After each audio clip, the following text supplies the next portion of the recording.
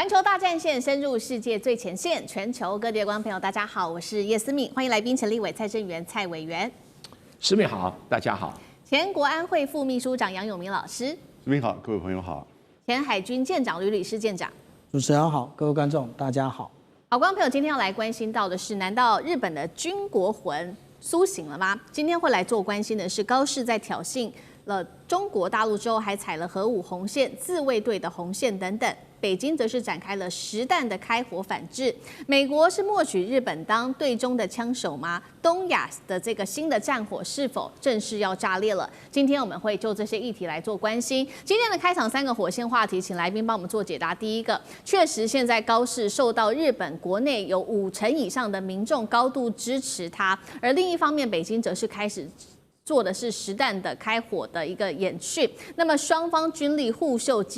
肌肉啊，日中关系、中日关系会不会真的走到双方得用军事武力来对撞呢？中国大陆会对日本真的动手吗？第二件事情来看到的是，高市这个时候提到了说可能会来松绑无核3原则当中的其中一项，这个是针对于核武的部分，而自卫队的权限现在预估有可能一路的来做上调。今天我们也会请委员就2战的史观来特别解读，日本是不是在走回过去的军国跟核武的老路呢？第3件事情，我们持续来看到，在外交上面，日本军事升级，美国则是全程在默许的。美国是在扶植日本当时成为对中的代理人吗？这一场新的东亚战火随时就要引爆了吗？今天就会就这些议题，我们一起做关注。赶快来看到最新消息，日本首相高市早苗一句"台湾有事等于日本有事"，如果认定成立是可以动武的，直接把东亚现在推向了一个新的火线。北京虽然是震怒，而且影响了整个区域上面的紧张关系跟安全，但是日本的民众非常的支持高市。来看到一个最新的民调，来看到的是日本的民众受访者当中，有将近49%的受访者是赞成，并且倾向这个高市他的对话、他的访谈的，认为说台湾有事等于日本有事。60%的受访者更是赞成高市增加国防预算的这样子的一个提议哦。朝日新闻的最新民调也可以看到，总体来说，目前高市内阁的支持率甚至高达了将近70%。大家都非常的支持高市，而不只是在民调上面，我们看到日本在军事上面的动作频频哦。在宣布民调的同时，我们看到日本也发布了令和7年度的统合研习宣传片，当中特别曝光了5.8万名的军力，加上300架战机的大规模演训，涵盖科目都是具有高度挑衅的科目，包括了登陆、远程打击等等。重点是自卫队的军衔现在是说是不是恢复到过去的军国主义影子了呢？因为他们恢复了大佐、中佐跟少佐过去时代的一个旧称。看到目前种种的挑衅，中国大陆也祭出了一系列的反制动作。我们今天特别来从外交、军事跟经济上面来看到大陆的方面的动作有哪一些。外交上，副部长林晨奉侍来召见了日本的大使，是最高规格的一个警告了。军事上，中国大陆从今天开始17到19日将会在黄海这边进行实弹的射击，而看到了这样的状况，日本是立刻火速上传了他们的舰艇射击直升机进行反潜作战训练的一个演训画面。经济上，北京的最新宣布，也就是在昨天深夜的时候发布了赴日的旅游警示，暂时避免非必要前往日本。香港同步亮起了旅游黄灯，大陆也奉劝自己的学生不要再去日本做留学了。对我们来看到牛弹琴这边也特别写下了7件是高市犯下的这个7宗罪，其中特别提到了干涉内政、破坏战后的新秩序的采的一中原则，动摇中日政治基础，还有伤害中国人民的感情，违背当时见习近平的时候承诺。日本曾经表态坚持1972年的日中联合声明中的立场，而且高市至今错了还是不愿意改。节目一开始要请吕院长就军事方面帮我们做分析。北京祭出了这个黄海的演习之后，日本现在50%民意仍然是挺高市到底。中日有没有可能真的走向军事上面的对撞？中国可以对日本动武吗？但是中国会对日本动武吗？舰长怎么看？中国不会对日本动武，但是日本会借着中国大陆所有的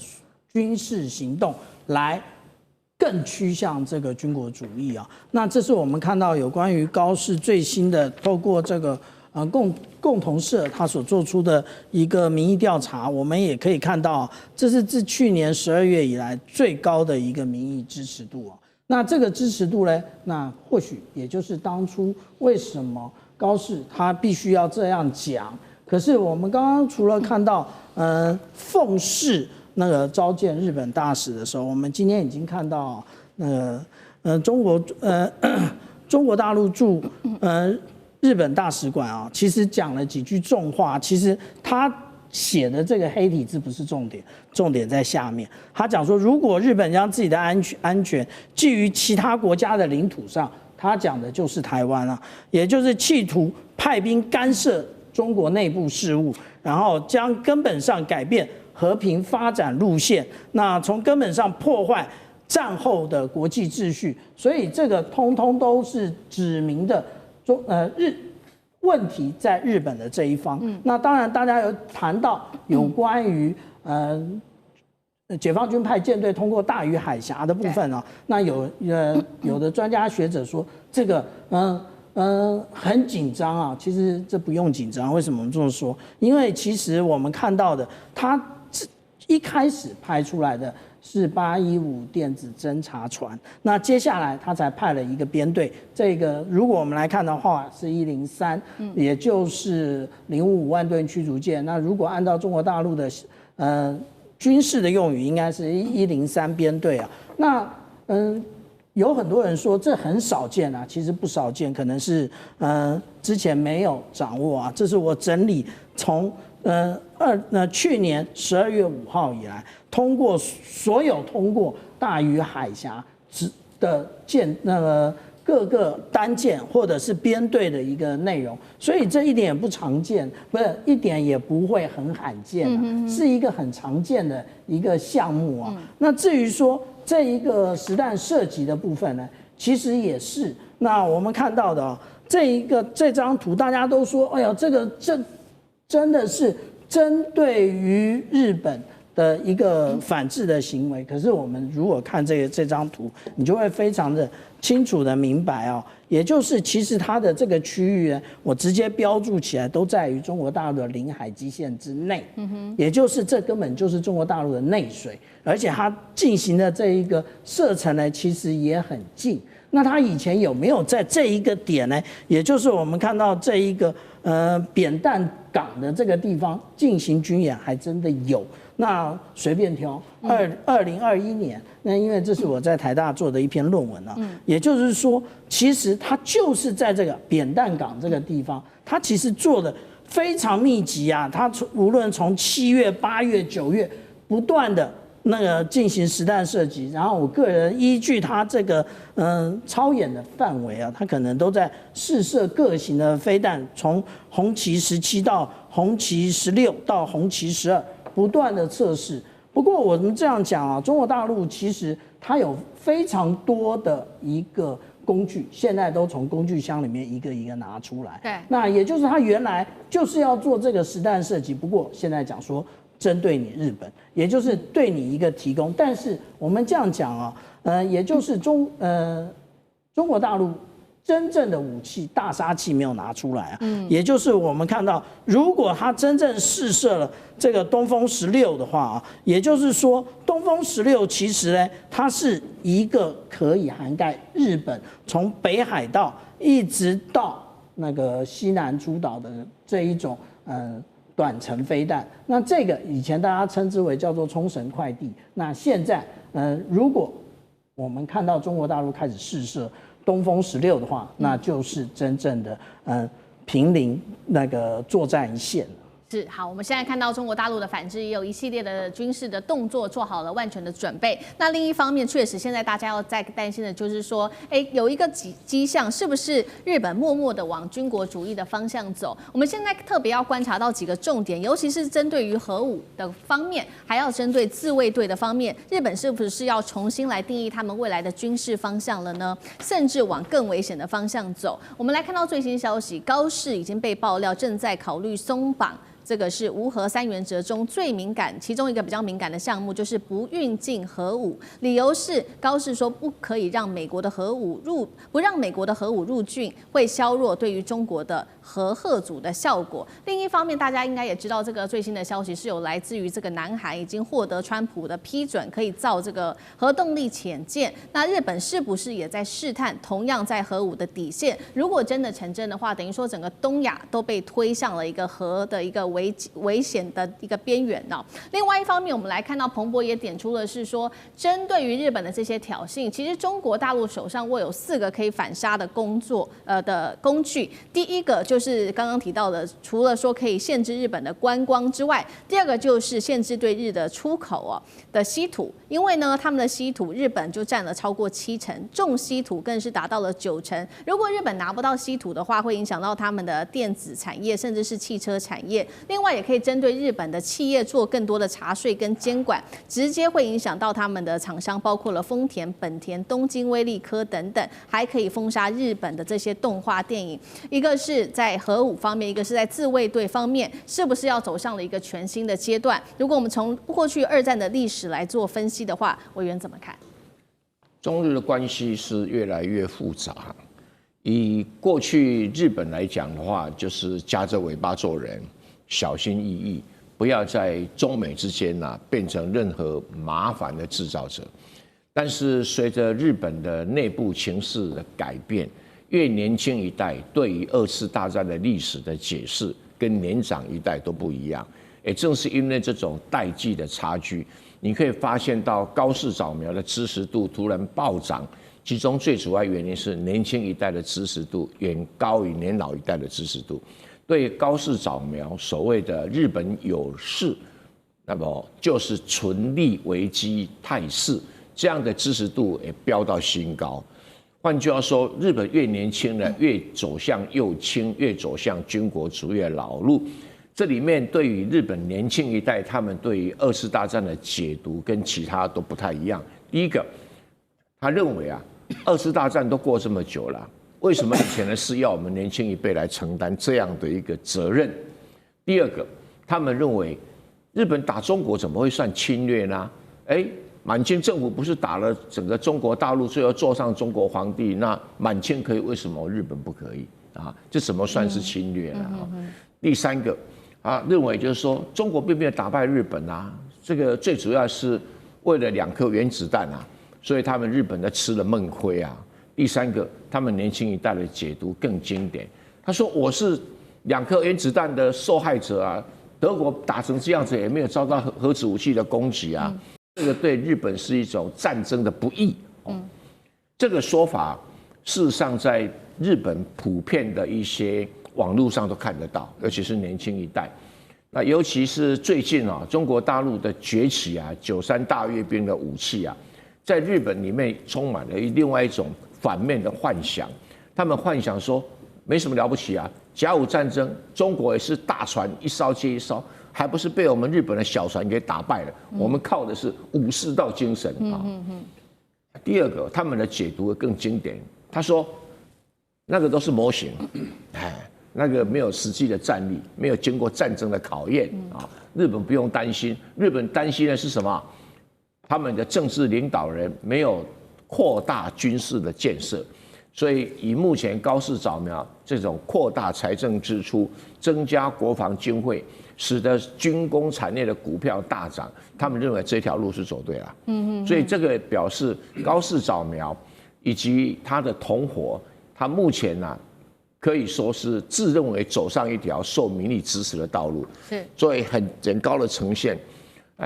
有的人认为说，可能是在于中国大陆的杯葛抗议底下，会使得高市早苗民调下跌。那我们再观察一下嘛，比如说有人提到说，可以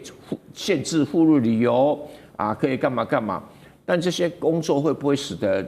日本民调支持度对高市早苗下降？我是存疑的。那其他的所谓禁止稀土造成日本产业，这里面有点的复杂，因为包括中国大陆很多半导体产业的设备跟原料也来自中国大陆，比如说晶圆抛光液等等。以前韩国的半导体业也曾经对日本限制过，就日本倒过来限制他们说，你们那些化学药品的材料是我日本生产的，最后搞到最后就形成恐怖平衡。那这里呢，中国大陆会采取什么措施不知道，但这对中国大陆所谓的核心利益中的核心啊，已经构成直接的挑战。这个挑战非常非常的严峻，因为如果中国大陆打连番的组合拳，高市早苗不收回，那问题就会更加的加深加重；二找个方式转还，那副作用仍然在。然后三不理不睬，啊，只是把它淡化。那高市早苗只想着走淡化，他说我不列入记录，我那个讲话不列入记录。那这样一来的话，会使得中国大陆的一样的民意感到高度的挫折。对，这高度的挫折就回来检讨一个事情：我们为什么要在台湾问题上跟日本交缠？就是因为我们没有解决台湾问题啊。那我解决台湾问题，就看你日本敢不敢过来。而且要趁着日本整军经武完整之前，我先解决台湾问题。要不然等到你日本有核子武器、核子潜水艇，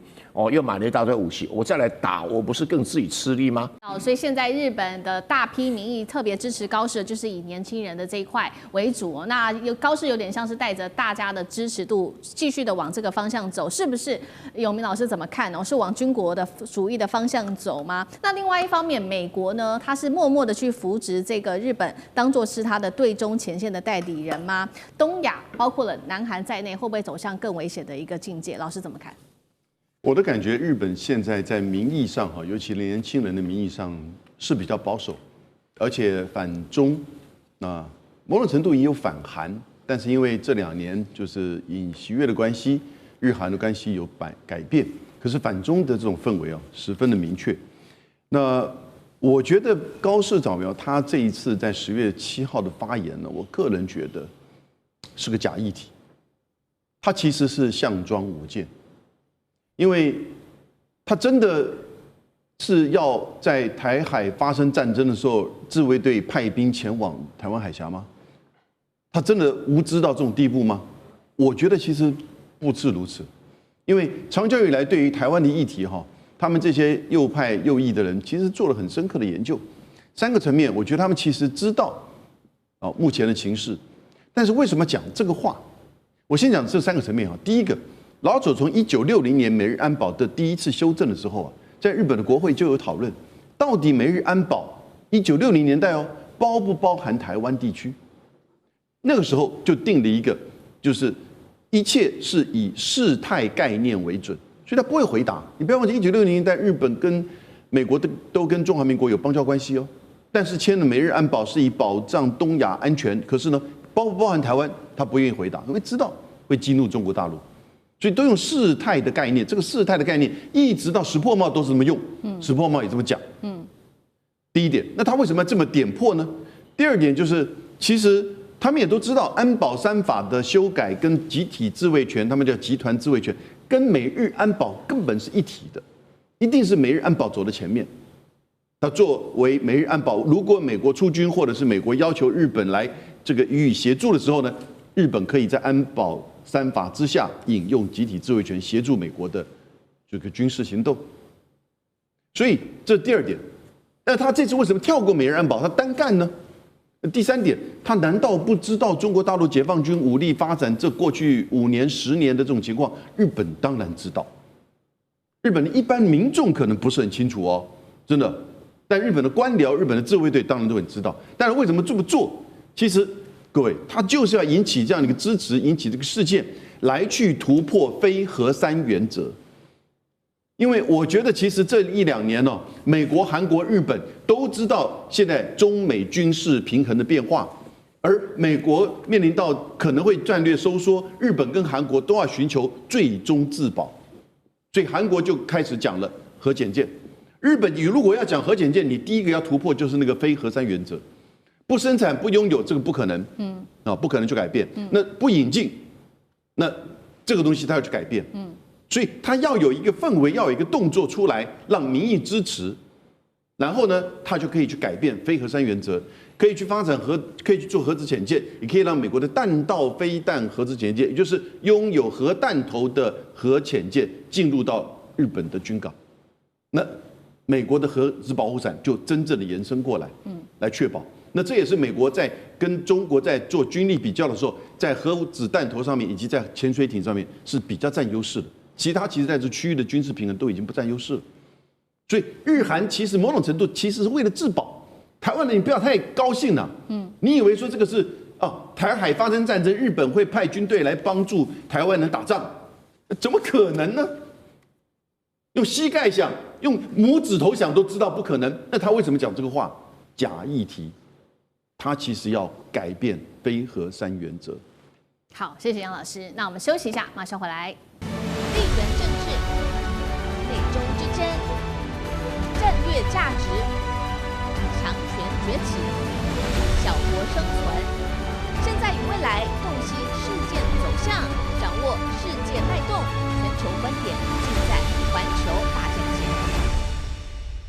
好，今天特别来关心到川普他自己的内忧外患他现在急了，怕这个中国大陆的稀土持续的卡脖子。另外呢，大陆到目前为止只买了大约3%的美国大豆，真的是吓坏了美国民众跟川普另外，自己川普内部还要面临到的是物价失控、党内倒戈，甚至是副总统范斯都要跟他抢位子。川普会不会提前跛脚呢？今天都会一起做关心。3个火线话题，今天请来宾帮我们做解答。稀土大豆都卡关，难道原本谈好的中美协议会翻船吗？接下来这个美国是不是全面的焦虑？要怎么样解决眼前的问题呢？另外，现在美国内部的通膨问题非常的高，咖啡还有牛肉的价格不断的狂涨价。川普在这时候急撤了200项的食品关税，希望能够救这个民怨但是眼前我们也看到比较大的问题，就是感恩节跟黑五的商品折扣，因为关税的这个增幅实在太高了，导致的通膨，所以呢，商品折扣开始大缩水了。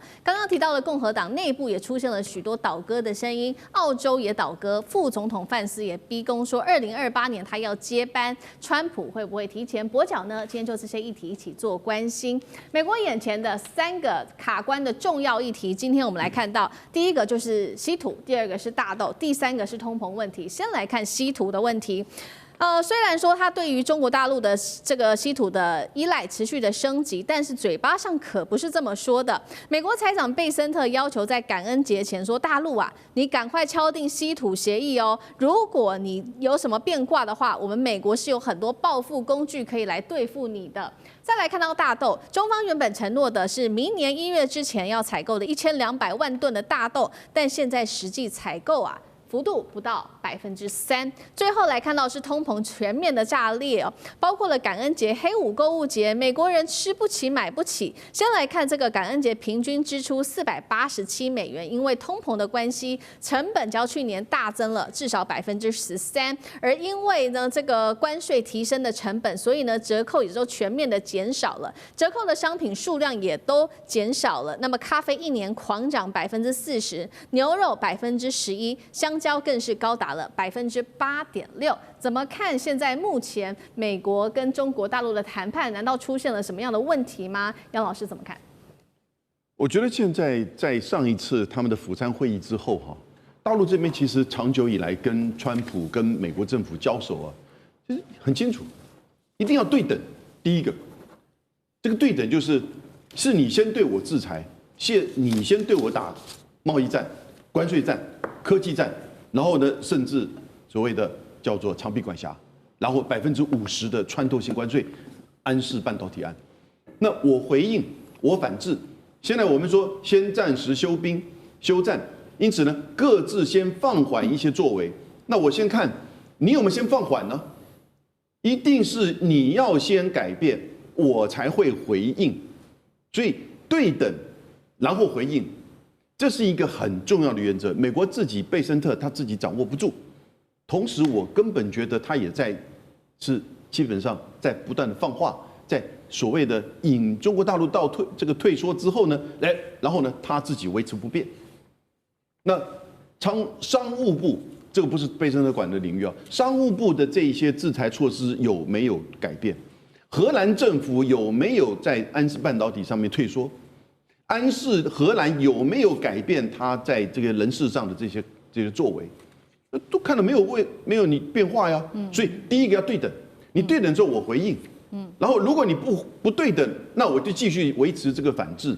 显现出其实中美双方在这个贸易谈判上高度的彼此的不信任，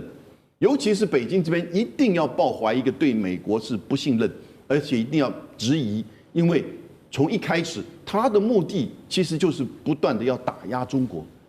在制造、在出口、在科技层面。那不管中国现在是怎么样的发展，怎么样取得这个成就，但是美国的最后的目标是没有变。那他可能暂时的收缩，但我要看到你确实的作为。所以我们现在检视所有他在釜山会议所答应的这些项目，没有什么太大的改变。那我为什么要多买你？我基本上采购1200万吨，这已经很不得了哎。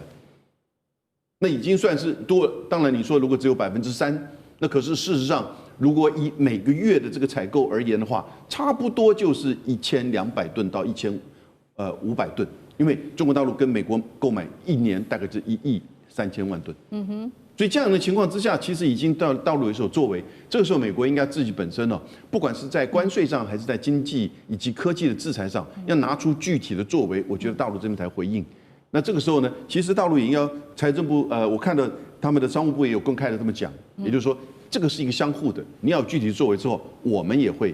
配合实践釜山会议的共识。好，一方面我们看到大陆已经展示了对美国的高度不信任度呢，另外一方面，川普要忧心的还有就是自己国内的通膨问题。眼前的这个感恩节再加上黑五，看起来这个表现都非常的不好哦。那川普决定撤下200项针对于食品的关税来救美国的通膨问题，舰长怎么看？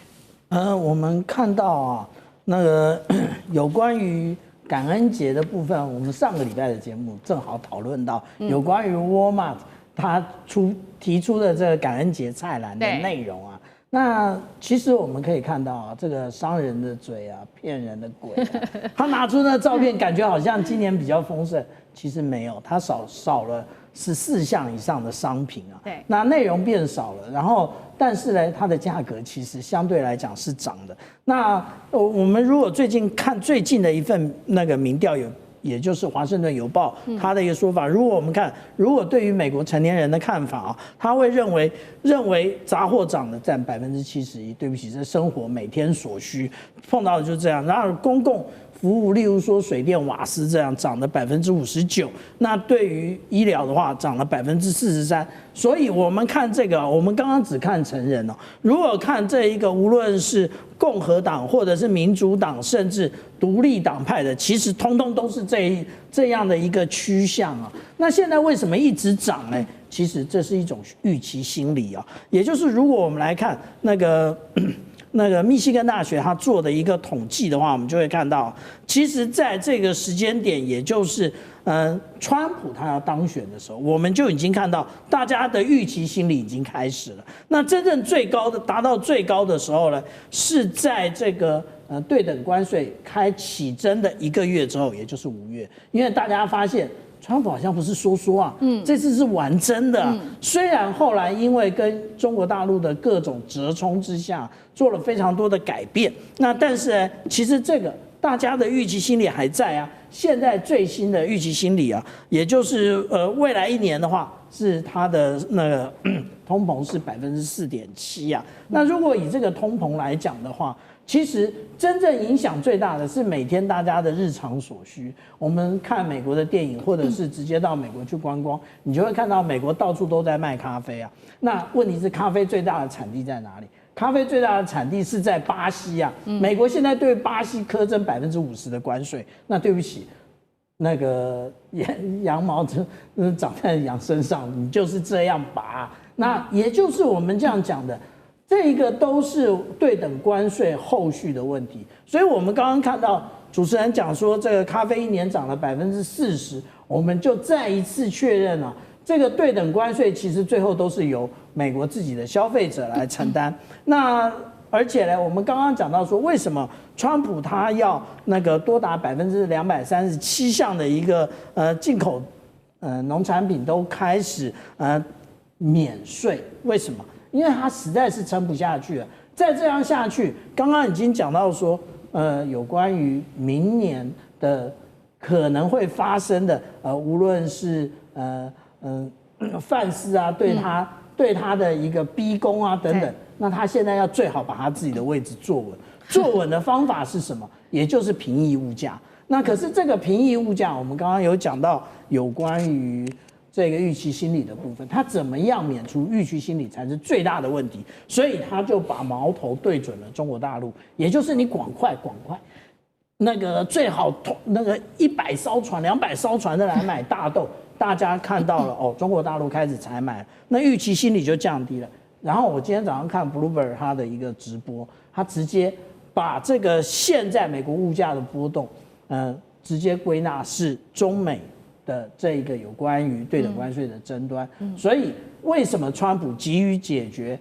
对于中国大陆的这个关税问题，其实问题就在这里。对，确实哦，因为经济的问题，所以川普现在不支持率其实已经在美国内部高达了60%。接下来其实就是要面对的就是期中选举。那现在担心的事情就是不只是自己川普内部共和党倒戈，甚至刚刚提到的嘛，这个范斯的逼宫，还有盟友也是不是要跟这个川普来做切割呢？我们继续的看下去哦。现在呢，美国选民对他的经济期待已经崩盘了。原本是说来自于《华尔街日报》的报道，80%选民是因为川普啊，我对你这个上任之后有一些经济上面的期待，所以我支持你。但是没有想到你却把经济搞成这个样子，让民主党趁势的崛起哦。尤其看到了这个纽约市长等等的3场选举都是民主党胜哦，让这个美国人民哦，可以说呢，直接就反映了民意哦。那美国人民现在最大的痛点就是真的物价太高了。刚刚讲嘛，共和党自己内部都翻船了。这位是共和党籍的众议员葛林，他痛批川普说呢，支持阿根廷哦，像让这个美国人挨打了一拳一样。因为民众现在为了生活成本感到非常的愤怒啊。范斯都说了，期中选举后呢，我就会来跟川普好好谈谈了，是否来谈2028的接班问题。川普会不会提前跛脚啊？委员怎么看？不太容易提前跛脚，除非他在众议院、参议院同时都成为少数党。但你目前来看的话，可能只有1个院，不会2个院都如此。所以他还是可以跟民主党啊产生某种恐怖的平衡跟恐怖的斗争。那至于在党内呢，有人会发出一点声音啊。比如说，这个副总统范斯，他现在讲说你不行，我来接班，这个简直触犯了川普的大忌。范斯在美国政坛上是没什么实力的，所以我觉得他那条小命自己至少看好一点啊，比较实际啊。川普毕竟是大帝，还是有很大的影响啊。我们来看看明年川普会不会赢的几率很小啦，只是输多少而已啦。那主要原因真的是生活费，注意到不是通货膨胀。美国现在通货膨胀上个月是2.9%，这个月是3%，这在全世界标准上面不是什么多高的通货膨胀率啊。但是有个问题就是说，那为什么这些东西啊已经涨翻了，它通货膨胀率不提高？因为涨的是老百姓有感的物品，比如说牛肉啦、咖啡啦、生菜啦，每天要用的，哦，怎么涨那么多啊？心里觉得很痛苦。可另外一方面，有些不涨，比如说2手车啦、1手车啦，现在妈妈咪也在跌，还有不用讲了，黄豆也是跌得一塌糊涂啊！所以有一些东西呢，经济萧条，包括电器用品呢，都跌得很凶。可是有些日常生活要用的，那就很惨了。事实上是石油价格也没有在涨啊，所以加权平均你会发现说美国没有通货膨胀，但生活物品涨得太凶。老百姓投票管你是什么通货膨胀哈，我是不爽我就投反对票了哈。所以目前来讲哦，共和党里面是人人自危，尤其这其中选举要全面改选的众议员，以及1/3改选的参议员，那这个就是有一番困难。澳洲也最好玩的，因为这个川普啊，因为受不了了。把这个牛肉免关税，因为美国自己的牛肉都是比较高档用，在做牛排用的，进口在做汉堡用的，巴西啦、澳洲啦都是如此。那现在对进口牛肉这个豁免这个关税好处说，平民百姓吃汉堡价钱生活费可以掉下来了。可是澳洲就打蛇随棍上。你不要光豁免牛肉嘛，你把我们对澳洲所有的关税全部取消嘛所以这个简直是给川普难看，而且这个声音会越来越大。你不要光取消那几项嘛，你就通通取消嘛这个牛肉啦、咖啡啦、生菜啦什么都全部取消，因为川普在搞这个关税战，我不是跟你讲过吗？王安石变法一事无成啊，现在已经慢慢应验了。为什么？他那一套理论根本完全不符合经济学原理嘛，整天这么自以为是哈，他也不听听经济专家是怎么看这个问题的，那自己当秘医啊，药拿了随便吃就吃出问题来了哦。那我们只能看到他什么时候跛脚，但目前来讲，除非两院都输，要不然他还是会继续猖狂下去。范师，你小心你的小头。好，谢谢委员，那我们休息一下，马上回来。地缘政治、内中之争、战略价值、强权崛起、小国生存，现在与未来洞悉事件走向，掌握世界脉动，全球观点尽在环球大战线。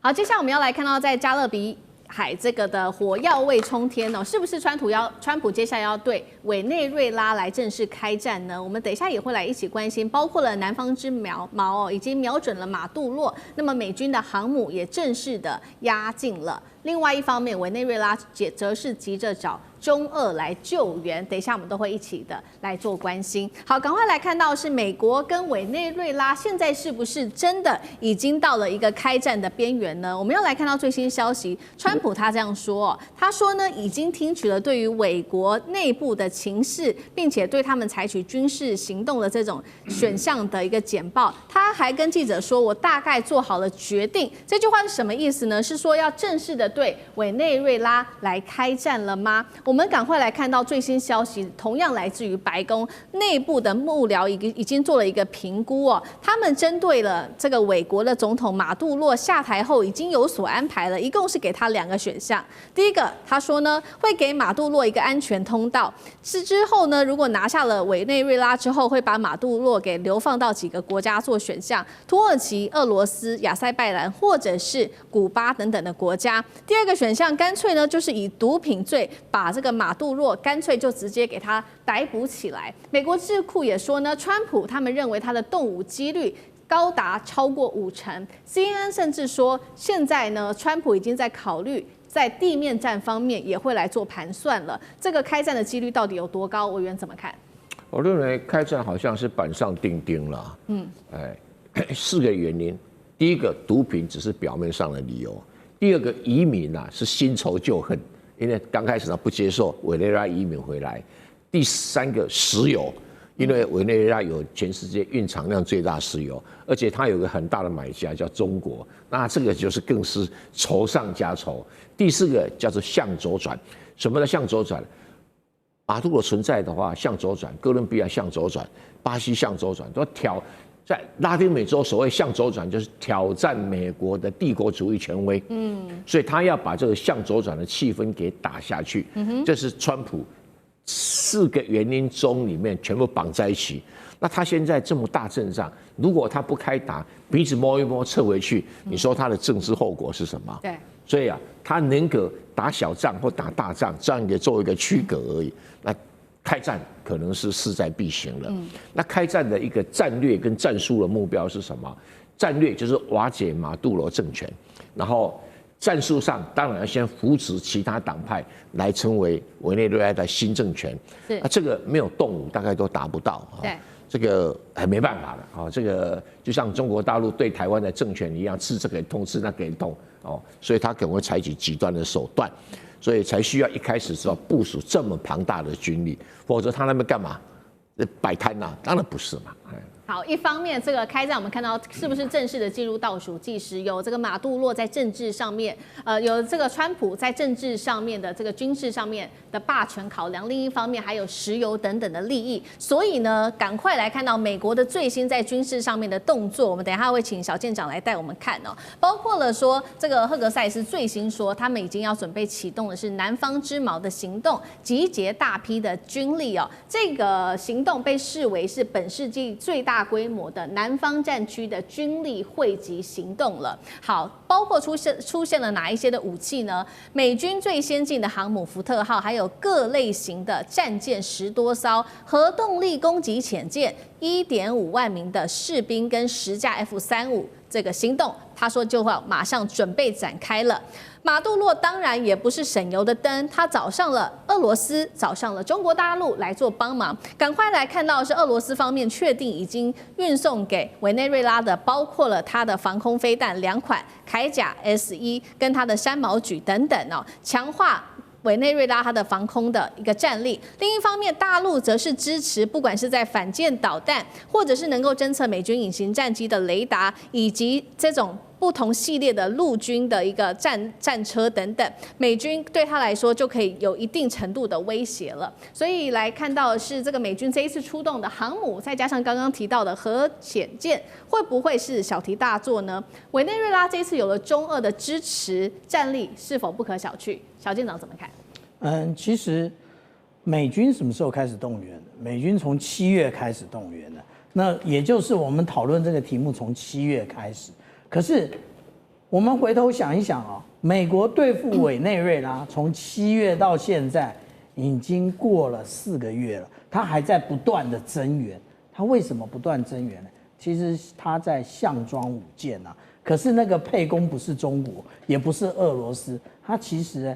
也就是把这个已经很久没有动员的南方司令部呢，全部整顿一次。由谁来整顿？由赫格塞斯。还记得吗？赫格塞斯讲战士精神。那大家觉得你没有威望嘛？你又不是我们军方出来的，而且你之前你也不过就是个主播嘛，对不对？那对不起，那个现在他就是要来建立威望。我们来看到，如果按照最新的统计啊，这个也就是在加勒比海所有的那个刚刚我们主持人讲到的15000人。就是这些部队整个集结起来，而且呢，美国果然是一个非常会做认知作战的一个国家。它已经当这个我们看到这个福特号，它已经进入南方司令部的时候呢，它立刻拍了这么一张，这个他们叫做摄影演练啊 ，photo exercise， 也就是它拍了美国国旗，他拍了 B-52的编队，然后拍了他的整个的一个航空母舰打击群。告诉马杜罗，我们来了，你要害怕了。其实他除了我们刚刚讲的，要为了要建立这一个那个赫格塞斯他的一个威望之外，他当然还有别的配攻啊。我们现在看到啊，这个是有关于拉丁美洲“一带一路”的参与的国家。那这些呢，他主要的也就是应对这个委内瑞拉，但是他要告诉其他的国家。你再继续听中国的话，下场也是差不多的。不过呢，其实我们上一个礼拜拿出的这张图呢，我琢磨了很久啊，也就是他发布的这一个有关于对空的一个禁制区的时候，我们仔细看啊，上一个礼拜我们特别强调，他发布到明年2026年的3月31号，他发布为什么发布那么久？如果作战，你应该发布的很快啊。对不对？不要拖那么久啊！因为他其实就是我刚刚讲的，他其实也是在做演练而已，他并没有想说我真的要打。那而且呢，我们看到啊，这一个有关于其实这个对于美国是不利的，因为上面就是在委内瑞拉的本土太多的俄罗斯跟中国大陆的武器，现在正好你所有的精锐都来，我就来测试一下。其实之前委内瑞拉就已经用中国大陆的这一个 JY-27的这种雷达侦测到 F-22的隐形战机。其实现在我们所看到的 F-35，它的有关于雷达截面积的状况，那个也就是还没有 F-22好。那这个大家一直讲那个雷达，当然拿这个雷达给大家看一下嘛。这个雷达呢，其实之前那我们的观众一定会提到说，在那个2019年，它在叙利亚境内是有被以色列摧毁过。那也不是用的不是那个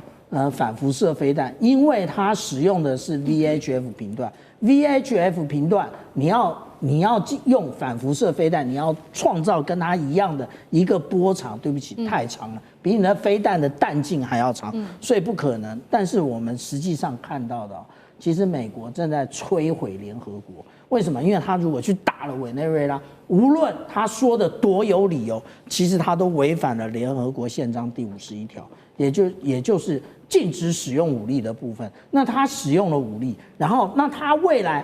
你要拿什么正当性去说俄罗斯去打乌克兰呢？因为你们都是干一样的事啊，对不对？所以我们这样讲啊，其实对于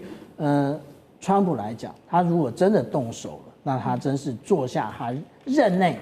最错的一个决定。是好，现在看到这个委内瑞拉哦，或许背后有非常多的靠山。刚刚看到，不管是俄罗斯或者是中国大陆，所以呢，川普现在其实还没有确定动手。但是我们来看到，大家也在看说，川普一直说嘛，我动手的原因就是因为要打击毒品。大家解释，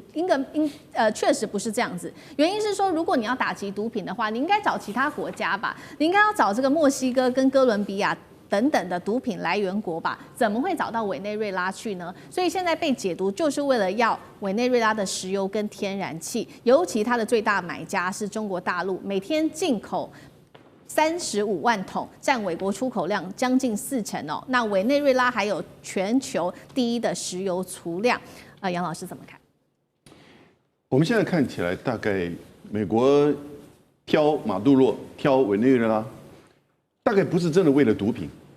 我觉得也不是为了石油了。那是为了什么呢？我个人觉得其实就是很不听话。你在我的后院不断的挑战我，因为委内瑞拉不只是从马杜罗之前的查韦斯开始，就是美国最讨厌的一个南美洲的就是领导人跟国家。那如果讲到石油哈，其实除了你刚才数字之外，我也查到，2023年的时候，委内瑞拉出口的68%其实是往中国大陆。那今年2025年2月份的时候呢，委内瑞拉每天出口50万桶前往中国大陆，占委内瑞拉就是每天出口的55%，很多吗？占55%呀，看起来很多。但是我刚刚讲每天出口50万桶到中国大陆嘛，但中国大陆每天进口多少万桶？1100万桶每天。所以呢，实际上委内瑞拉，如果你看就是23年、24年，在整个就是整年中国大陆进口石油国家的排名的话，它排到25名、26名去了。排名第1的是俄罗斯，第2是沙特，第3是马来西亚，第4是伊拉克、阿曼、阿联酋等等之类的国家。委内瑞拉其实排在后面，每天虽然50万桶，但是呢，占整个2025年的2月份呢，中国进口的只有4.5%。所以并不是真正关键在这里。虽然它的储藏量据称应该还是非常的多，但是呢，每天的进口不是这里的重点。所以我觉得美国也不是为要断掉委内瑞拉出口到中国大陆这个石油，其实那没有什么伤害。那因此呢，它真正的目的呢，我觉得其实就是不听话。可能是要去整顿你，可能也真的是要打你。那但是现在骑虎难下。因为你要达到2个目标，第一个，你要让马杜罗下台，不管是把他抓起来，还是让他自己这个逃离；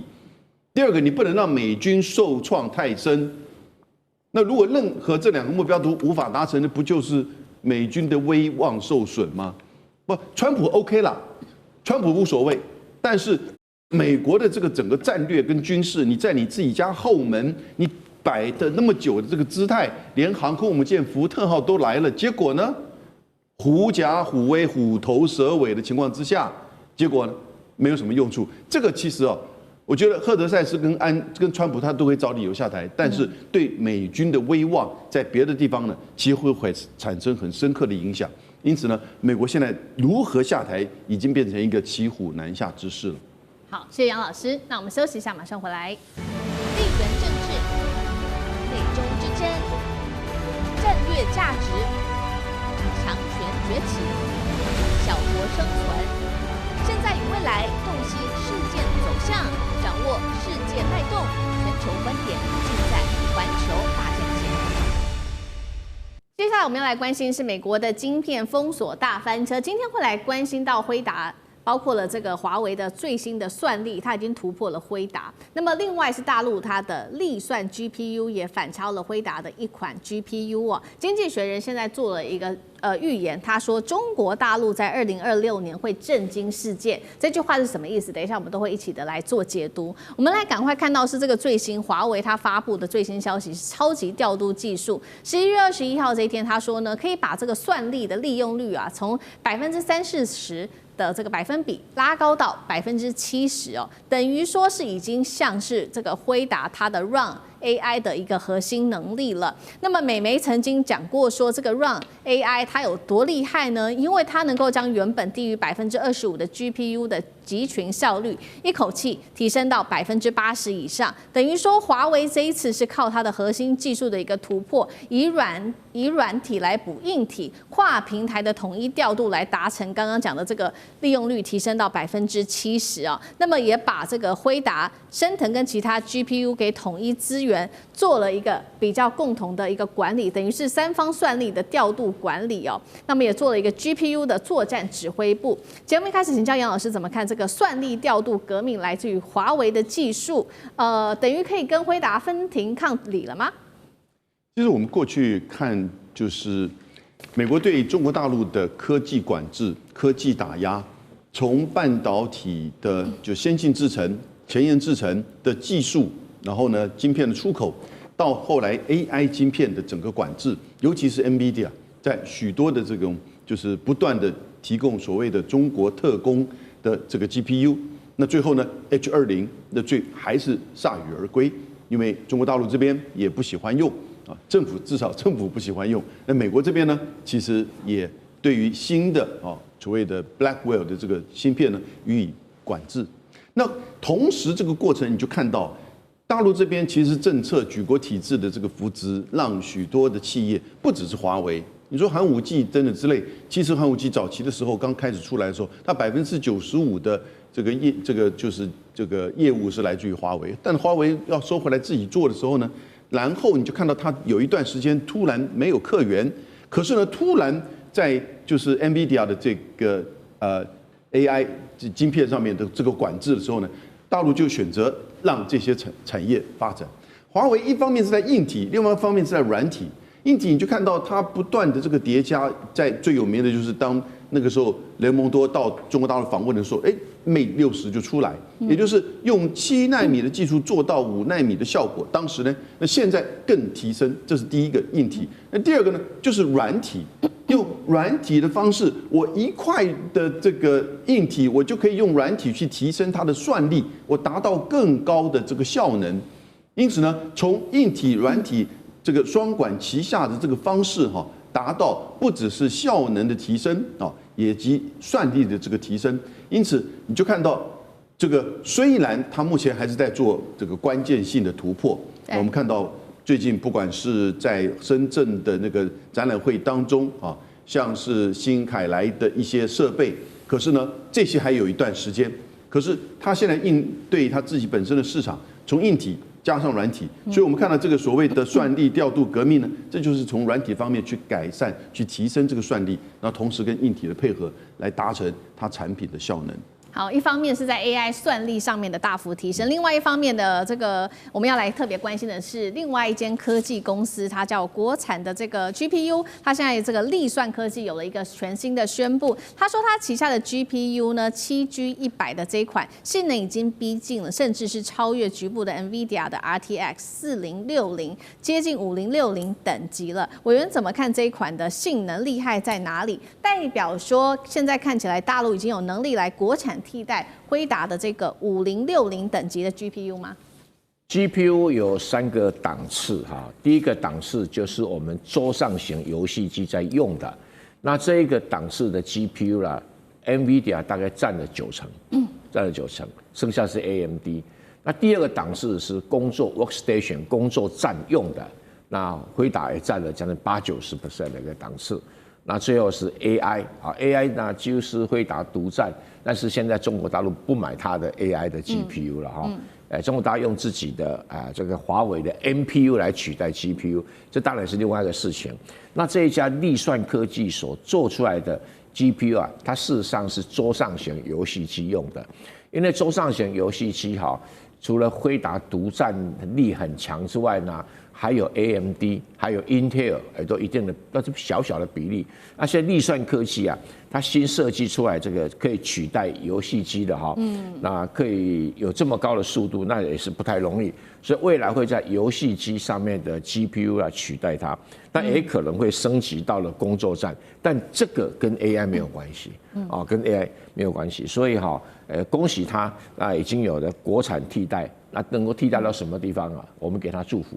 好，那另外一方面，我们要来看，如果是来看整体哦，因为《经济学人》给了大陆的这个晶片产业非常大的评价哦，他认为说呢，2026年中国的晶片产业会震惊全世界，到底怎么一回事？等一下我们持续来看，先来看到几个比较大、比较惊人的数据，来自于这个 AI 的晶片市场。我们先来看到，包括了华为、寒武纪，现在预估统计已经拿下了40%在中国的 AI 晶片市场。那么现在中国的晶片产能是全球第一，如果以全球占比来看，幅度超过2成。来自于美国科技媒体，这个是 Wild 的创办人也骂说，你美国啊，总统川普的禁运根本就是愚蠢，逼中国自主化。而且他们这边也特别提到了，大陆拥有非常廉价的能源电力，算力成本更是全球第一。中国会在哪些领域接下来可以反超美国？2026来自于经济学人的预言又有什么样可以值得期待的事情？舰长怎么看？为什么我们刚刚前面在讲啊，美国的公共那个服务也开始上涨，电力怎么会开始上涨？因为其实美国本身它的供电在于这种运算中心大量的使用之后，也已经慢慢的产生排他性。那这个也就是啊，我们讲到那个上涨之后，影响到了民生，但是未来民生一定也会影响到这一些那个 CSP， 也就是云端服务供应商的部分，因为它需要电力。那川普需要的是这一些大企业的斗内啊，所以结果就是这样。那我们看看中国大陆为什么没有这个问题？这也就是我们一直在看啊，中国大陆在电力方面提供了非常多的解决方案，无论是光电、风电，甚至水力发电。那我们大家就会发现，还有核能发电，我们大家就会发现这一些都是绿电。那使用绿电真正的原因，为的也就是这一些产品未来都可以不用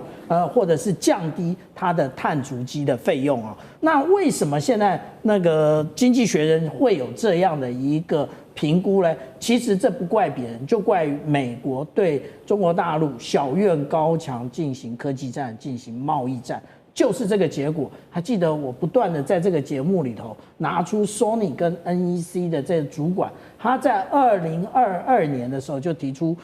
出那个建议，说千万不要把这个中国大陆的有关于晶片的部分卡脖子卡到断啊！为什么？因为中国大陆会自己发展。美国是不认知中国大陆这种举国体制到底是怎么样进步，他们一直认为企业的竞争就是企业对企业，可是他们认为这样就可以打垮。但是我们从最新的图表上，我们就会看到啊，其实除了这一些 NVIDIA 之外，或者 AMD 之外，接下来就是华为了。为什么？因为其实中国大陆现在，刚刚那个永明老师特别讲了，他也不希望你使用这一些那个 NVIDIA 的这些晶片。对，当他不鼓励的时候，你等于是它的内部循环开始启动，也就是我们刚刚讲到，无论寒武纪啊，或者是华为这些，就大量的供应，虽然它的速度比起 AMD 或者是这一些 NVIDIA 最尖端的这一些晶片稍有落后，也就是黄仁勋讲的奈米级的落后。但是他当初要提供给这一个中国大陆的这些简易版的，那华为寒武纪实际上是超过的。所以我们这样讲啊，现在内循环是如此，大家认为只有中美在对抗吗？那不要忘了，有很多的想要进入这个领域的国家，他买不起 NVIDIA 的产品，对，他会不会采用例如说我们看到华为的这些产品，然后进入了华为生态圈，这个才是未来生态圈进驻真正的最后鹿死谁手。其实我们看到这个经济学人已经提出了一些警示。